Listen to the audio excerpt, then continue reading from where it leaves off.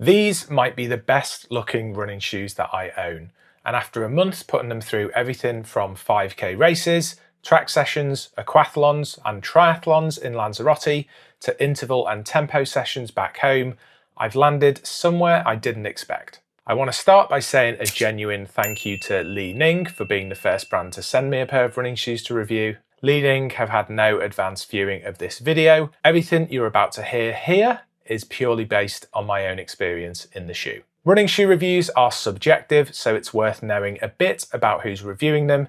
My current personal bests across 5, 10k, half marathon and marathon distances are on screen now. For the past couple of years, I've been in pretty consistent marathon training blocks, but right now I'm actually training for the Great North Run half marathon, so this shoe has been forming part of that training. My peak weeks currently sit around 45 kilometers, made up of a mix of easy runs, recovery runs, interval, tempo, and long runs. Like most Chinese brand shoes, pricing on the Feidian 6 Challenger can be a bit erratic depending on where you buy them from, particularly if you're sourcing through somewhere like AliExpress.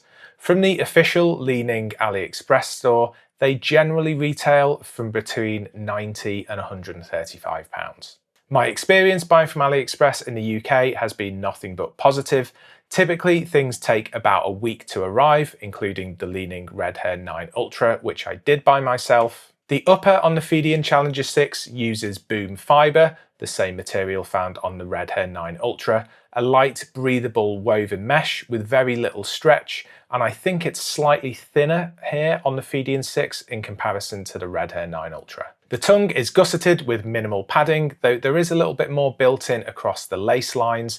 The heel collar has a good level of padding for a shoe of this nature, paired with a good level of rigidity through the heel. Underfoot, there is a full-length split-toed carbon plate, which Li-Ning position as central to the shoe's stability acceleration pitch. The midsole is a combination of two PEBA compounds, Super Boom, which is a supercritical PEBA, which is Li-Ning's top-of-the-line compound, and that is the full-length top layer, and Boom, a beaded PEBA underneath to help with that stability. Looking at the side wall, it appears as though the Boom layer stops around the midfoot, but that's actually just where it pinches in. There is a thin strip of Boom that runs all the way through to the toe, which Li-Ning demonstrate in one of their graphics, which I'll show here. The drop is 8mm from a 36mm heel and a 28mm forefoot. The outsole is Li-Ning's GCU, standing for Ground Control Unit, a casting polyurethane elastomer.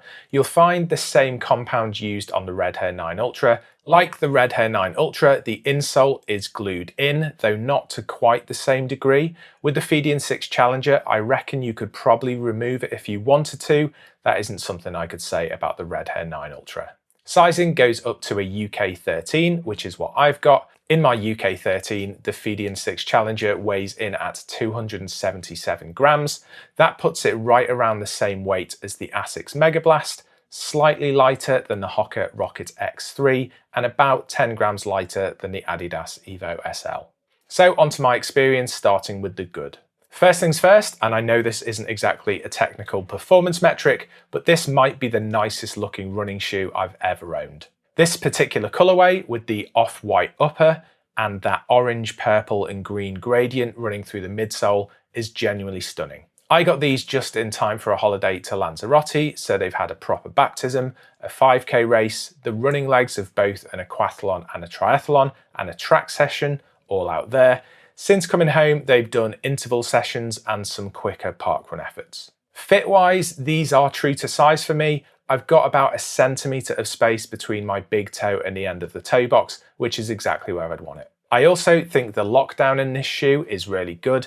There is no heel slippage and my foot doesn't feel like it's slipping or sliding in the shoe whatsoever. Where these shoes really come alive is when I'm pushing the pace in faster sessions and also when my running form is strong. When I'm up to top end pace during these types of sessions, I felt genuinely confident in the Feidian 6 Challenger, no real concerns at this point about stability.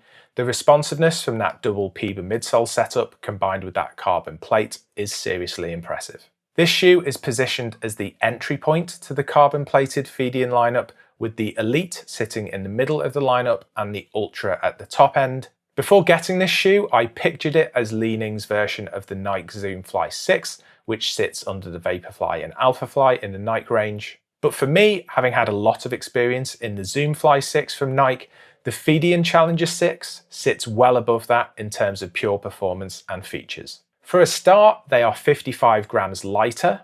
They use more premium foams using double Peba rather than the Peba and EVA in the bottom layer of the Zoomfly 6. In my collection and in my experience, performance-wise, they sit closer to the Hoka Rocket X3, which is a 225-pound carbon-plated racer, also with a dual Peba midsole setup. Similar upper material and very similar weights, though the Li-Ning is actually 8 grams lighter on my scales. But there is a key difference between the Li-Nings and the Hokas, which I'll come on to now. Now, the bit I flagged earlier, stability, and I want to be upfront that this is very specific to how I run and what I personally need from a shoe. When I first put the Feidian 6 Challenger on, just walking around, I thought they might not be for me.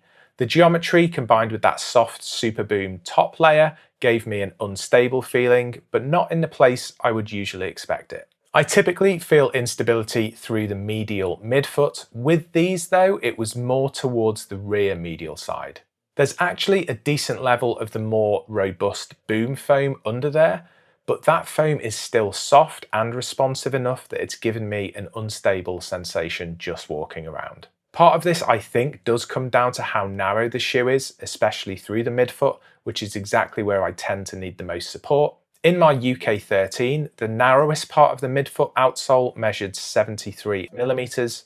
For context, the Hoka Rocket X3, the closest competitor I've got to this shoe, measures around 78 mil in the same spot. My daily trainers measure even wider, 83 millimeters on the Dynafish Shaonians in an 11.5, 88 millimeters on the Red Hare 9 Ultra, 89 millimeters on the Superblast 3, and a huge 101 millimeters on the Adidas Dropset Pro, which is a hybrid shoe built specifically around stability. Where this actually shows up in my running is during interval sessions, specifically in the slower recovery periods between sets or during long, slow warm-ups and cool-downs. That is when I start to feel a bit exposed by the instability, which is the key difference between this and the Hoka Rocket X3, that they have inherently a lot more stability built in where I need it. I've looked back at some slowed down treadmill footage and you can see that the narrow midfoot is causing my foot to press against the sidewalls on landing.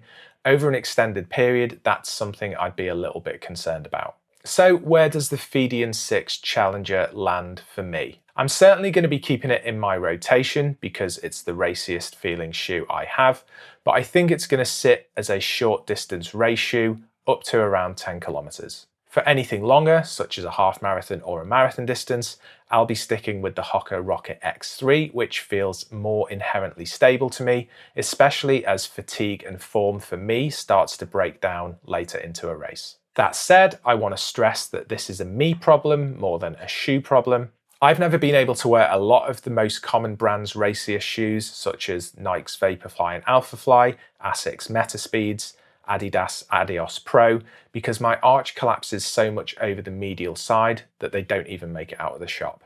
If you don't have the same stability needs I do, I think the Feidian 6 Challenger could be a really strong addition to your rotation, and you might feel a lot more confident in it over longer distances than I do. On price, it is genuinely hard to think of shoes from more of the traditionally known Western retailers giving you this level of top-end tech for the money. So that's my thoughts on the Li-Ning Feidian 6 Challenger. Remember to like this video and subscribe to the channel. I'd be interested in your experiences if you've worn them, and I'm also always on the lookout for recommendations for upcoming shoe reviews, so let me know what I should be looking at, but bear in mind my annoyingly large feet means not everything is available. If you haven't already, go back and watch my review of the Li-Ning Red Hare 9 Ultra and my first impressions of the Dynafish Shaonian, and there'll be more reviews soon, so I'll see you then. See ya.